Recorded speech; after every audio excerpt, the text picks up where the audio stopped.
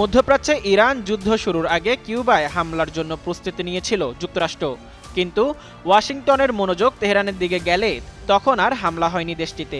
তবে এবার যুক্তরাষ্ট্র যে কোনো সময় হামলা চালাতে পারে কিউবায়। মার্কিন প্রেসিডেন্ট ডোনাল্ড ট্রাম্প এবং পররাষ্ট্রমন্ত্রী মার্কো রুবিওর মন্তব্য থেকে এমন আভাস পাওয়া যাচ্ছে বলে জানিয়েছে সংবাদ মাধ্যম এক্সিওস।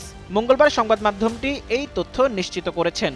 প্রতিবেদনে বলা হয়েছে, যুক্তরাষ্ট্র যে দেশটিতে হামলার হুমকি দিচ্ছেন সেটি বাস্তবে রূপ নিতে পারে।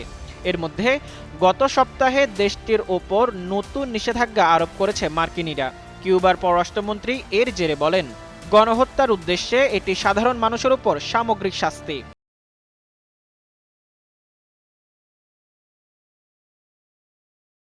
মূলত ১৯৬২ সালে তৎকালীন সোভিয়েত ইউনিয়ন ও বর্তমান রাশিয়া কিউবায় পারমাণবিক মিসাইল মোতায়েন করে, যেটি যুক্তরাষ্ট্র জানতে পারে। এরপর তারা কিউবার ওপর নৌ অবরোধ আরোপ করে। পাশাপাশি নিজেদের ভূখণ্ড থেকে কিউবা কাছে হওয়ায় পারমাণবিক মিসাইল মোতায়েনকে নিজেদের জাতীয় নিরাপত্তার হুমকি হিসেবে দেখছিল যুক্তরাষ্ট্র। বিশ্লেষকরা বলছেন, ট্রাম্প যদি এবার কিউবায় হামলা চালায় তাহলে ১৯৬২ সালের পর দুই দেশের মধ্যে এটি সবচেয়ে বড় দ্বন্দ্ব হবে।